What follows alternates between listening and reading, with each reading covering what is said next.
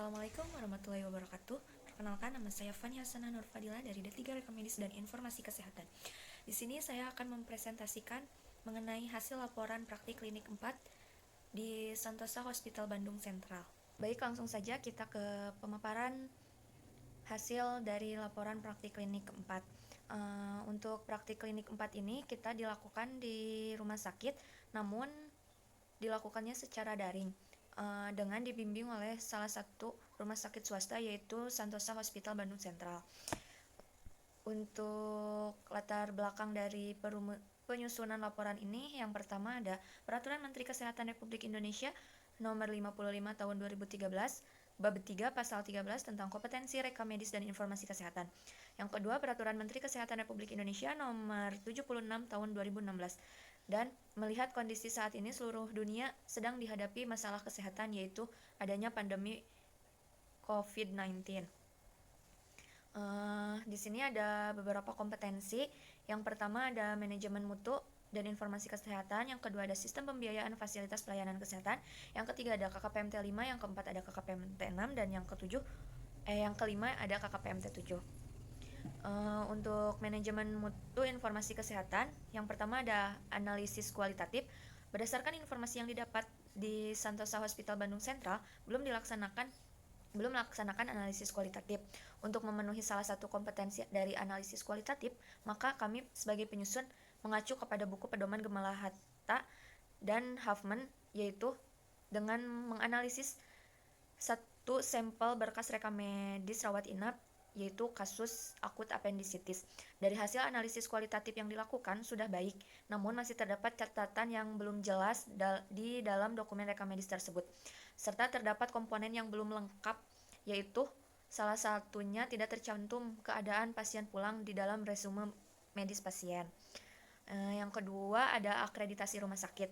Di Santosa Hospital Bandung Sentral telah melakukan akreditasi rumah sakit menurut Joint Commission International atau JCI dengan hasil lulus, dan Komisi Akreditasi Rumah Sakit CARS pada tahun 2012 dengan hasil paripurna. Kemudian akan melaksanakan Standar Nasional Akreditasi Rumah Sakit SNARS 1.1 pada tahun 2021.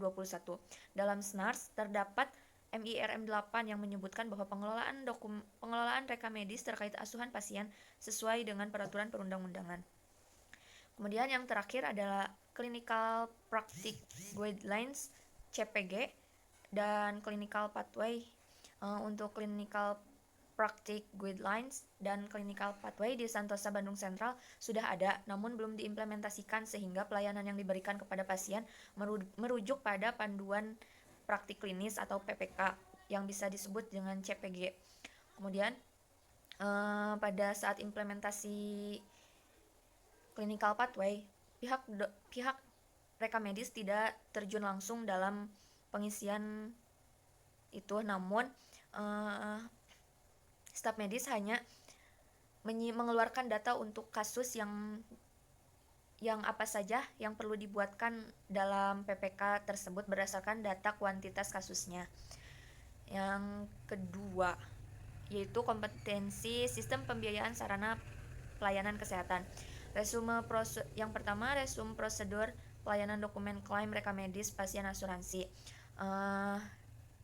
Pelayanan berkas klaim dokumen rekam medis pasien JKN rawat inap meliputi surat pengantar rawat inap, eligibilitas peserta, resume medis yang ditandatangani oleh dokter penanggung jawab beserta laporan operasi bila dilakukan operasi.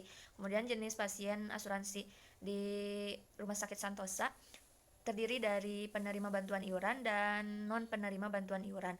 Prosedur sistem pembayaran di Rumah Sakit Santosa dilakukan dengan setelah pelayanan diberikan yang disebut dengan pembayaran retrospektif. Kemudian yang kedua ada resume pengkajian prosedur billing pelayanan rekam medis pasien. Berkas yang digunakan untuk prosedur billing seperti SEP, perincian tagihan rumah sakit, hasil grouping pada INACI-BIJIS. Tidak semua tagihan dokumen rekam medis disertakan untuk klaim JKN, hanya beberapa formulir saja. Untuk billing system di Santosa Bandung Sentral sudah terintegrasi dengan keuangan dan pembiayaan yang dibuktikan dengan adanya invoice atau tarif rumah sakit. Kemudian selanjutnya ada resume prosedur input data aplikasi Inasi Bijis. Prosedur hasil grouping mengalami perbedaan antara tarif rumah sakit dengan tarif Inasi Bijis yang kami input.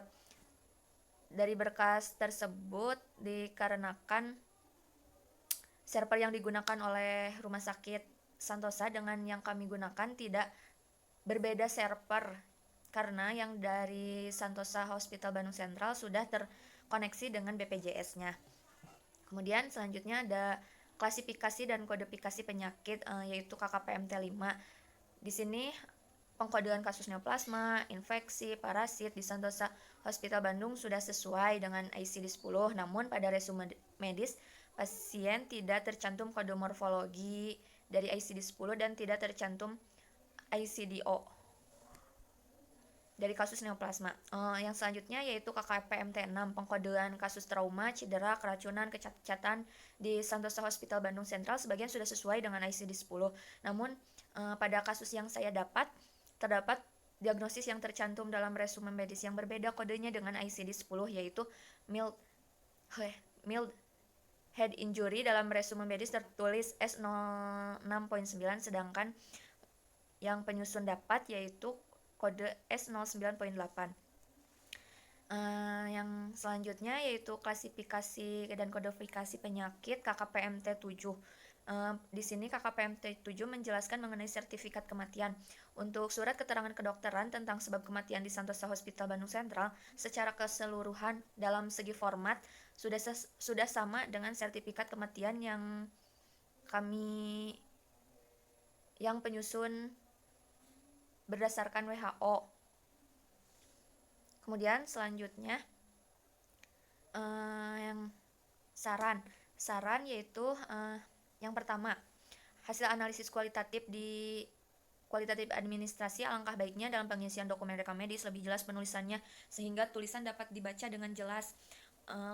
Yang kedua, hasil analisis kualitatif medis masih ada yang belum lengkap, seperti keadaan pasien pulang mengakibatkan tidak tercantumnya keadaan pasien pulang. Agar tidak disalahgunakan oleh orang yang tidak bertanggung jawab, maka perlu ditingkatkan kembali sosialisasi mengenai pengisian keadaan pasien pulang. Yang terakhir yaitu meningkatkan komunikasi antara dosen dengan mahasiswa agar PK4 ini dapat berjalan dengan baik dan lancar. Sekian yang dapat saya sampaikan. Mohon maaf apabila ada kesalahan. Wassalamualaikum warahmatullahi wabarakatuh.